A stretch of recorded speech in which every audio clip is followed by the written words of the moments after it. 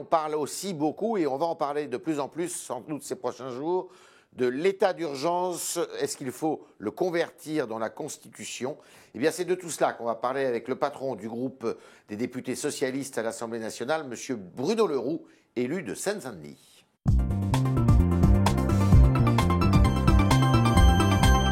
Le Roux, bonjour. Bonjour. Alors, il y a une polémique qui est en train de monter. Là. Marine Le Pen, est-ce qu'elle doit être poursuivie pour avoir diffusé sur son compte Twitter des photos de décapitation pratiquées par le groupe État islamique? En tout cas, c'est indigne.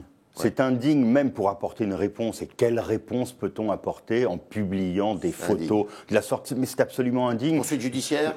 Je ne sais pas s'il y aura des poursuites, on verra bien. Mais je demande aux citoyens de juger ce qu'est capable de faire ce parti, cette femme, pour essayer de répandre la peur. Il faut expliquer quand même qu'on a comparé le Front National à Daesh. Non, elle a voulu qu'il y ait cette comparaison qui soit opérée pour pouvoir répondre par une présence. Mais ce n'est pas pareil. D'accord. Ce n'est pas pareil, et en même temps, il y a des ressorts qui sont communs. Et notamment la façon dont on joue sur les peurs, notamment la façon dont on joue sur la terreur. C'est une spécialité du Front National. C'est une spécialité du Front National, que de ne savoir jouer qu'avec les peurs. Alors, il y a le Parisien aujourd'hui et le Figaro qui disent, cette entreprise de séduction vis-à-vis de la droite menée par François Hollande, Manuel Valls. Alors, dans le Parisien, on voit un papier. Hollande veut introduire le bazar à droite. Chez nous, on parle de la danse du ventre.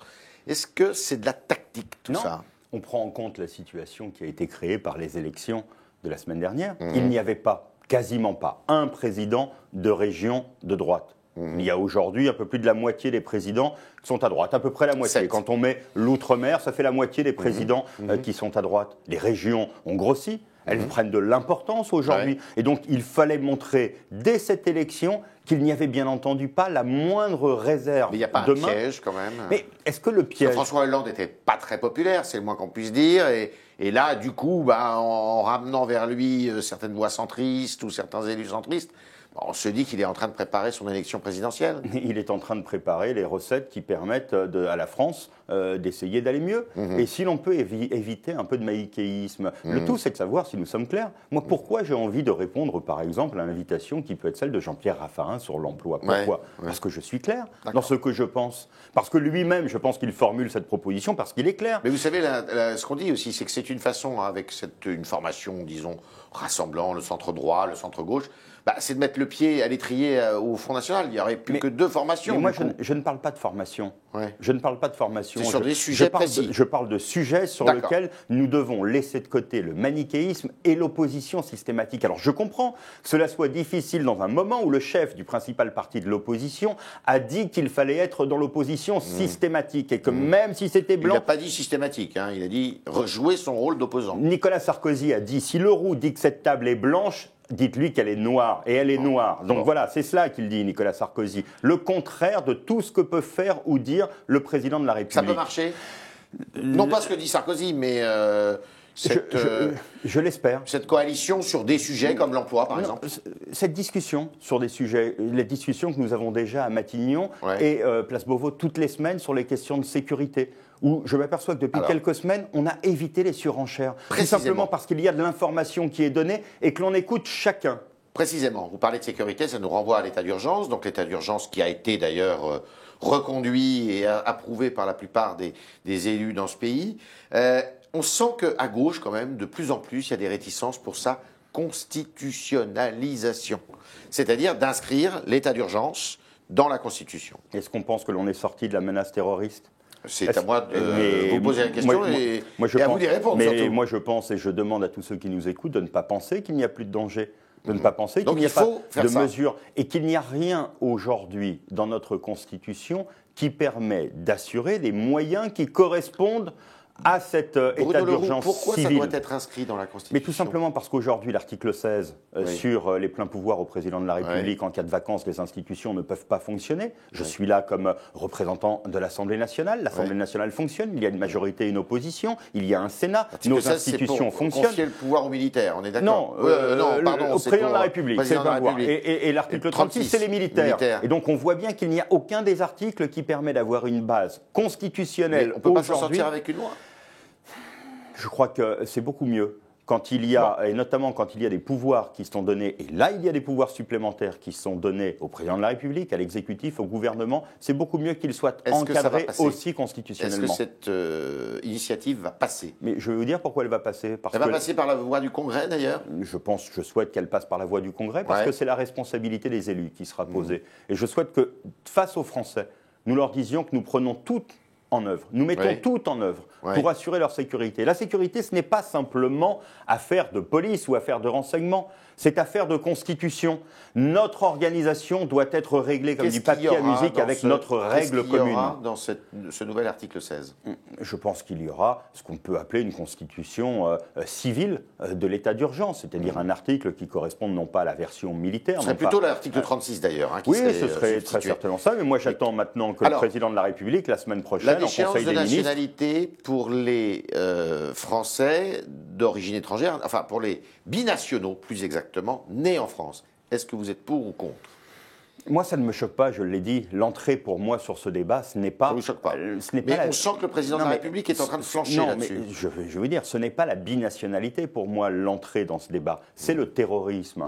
Ça concerne quelques personnes. Et donc, j'ai dit depuis le début que j'étais très réservé sur l'idée que ça trouve sa place dans la révision constitutionnelle. D'autant plus que je me demande si l'on ne peut pas faire autrement. Est-ce que l'on a besoin d'une révision de la Constitution ? Ça, le Conseil d'État va nous le dire. Donc, ça ne va pas trouver sa place. Je ne trouve pas, en tout cas, que ni le président du groupe PS à l'Assemblée nationale, ni le Premier ministre, président de la République qui a l'air un peu... Mais moi, je l'ai dit dès le premier moment, cette idée ne me choque pas parce que l'entrée, pour moi, c'est le terrorisme et pas la binationalité. Les binationaux n'ont pas de souci à se faire. Le Conseil d'État doit rendre son avis aujourd'hui publiquement ? Dans les heures qui viennent, je crois. Vous le connaissez déjà ? Le gouvernement le rendra public. Vous le connaissez déjà ? Non, je ne le connais pas, je l'attends. Si on sait que ça pourrait être conforme en fait à la Constitution. Mais je ne sais pas. Donc j'attends. En tout cas, je ne suis pas sûr que dans une révision constitutionnelle, il faille aller à quelque chose qui est somme toute relativement symbolique.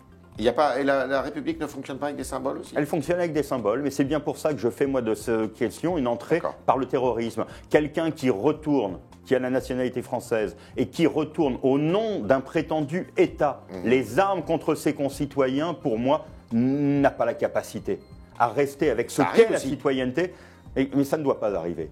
Ça ne doit pas arriver. Oui, mais ça arrive. Mais oui, mais justement. Et c'est bien pour ça que l'entrée sur la déchéance de nationalité... Il faut plutôt lutter contre la cause. Ce n'était pas un débat qui me choquait, la déchéance de nationalité, à partir du moment où l'entrée, c'est la question du terrorisme, et pas la question de la nationalité. Il y en a beaucoup à gauche qui sont très réticents, à votre connaissance. Oui, dans mon groupe, j'ai, je ne sais pas si c'est une majorité. La moitié, la majorité ? Je ne sais pas. J'ai de très nombreux députés qui sont très réservés par rapport à cette question. Oui, à cette question de la déchéance de nationalité. Ils sont pour que nous apportions une réponse constitutionnelle à l'état d'urgence que nous connaissons. Mais sur ce sujet-là, très réservé. Très réservé. Alors, André Valigny, qui était chez nos confrères de LCP ce matin, dit je ne serais pas hostile à ce que, comme le président de la République l'avait suggéré, on introduise une dose de proportionnelle à l'occasion des législatives de 2017, d'ailleurs.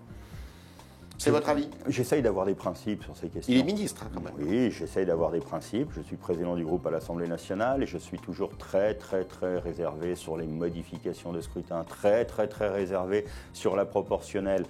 C'était pas le cas de François Mitterrand. J'avais fait, dans le cadre du programme du président Hollande, quand il était candidat, j'avais accepté qu'il y ait, puisqu'il en avait décidé ainsi, l'introduction d'une part de proportionnelle. Cela me semble difficile à mettre en œuvre. Quant à d'autres idées, je n'y suis pas aujourd'hui. Je n'en ai pas entendu parler et personnellement, je n'y suis pas favorable. Vous n'y êtes pas favorable.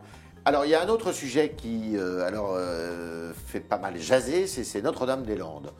Le Premier ministre avait clairement dit il y a quelques semaines que Notre-Dame-des-Landes devait se faire.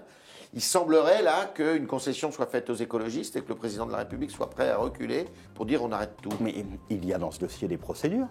Ce n'est pas un dossier où le président de la République... Le Premier ministre s'était assis dessus. Mais il y a... Non, le Premier ministre ne s'est assis avant même qu'on connaisse les décisions de justice, il avait dit ça se fera. Non, il avait dit les décisions de justice sont éteintes et sont en voie d'extinction. À partir de là, il va falloir les respecter. J'observe qu'il y a eu élections régionales. Je regarde ce qui s'est passé dans les programmes.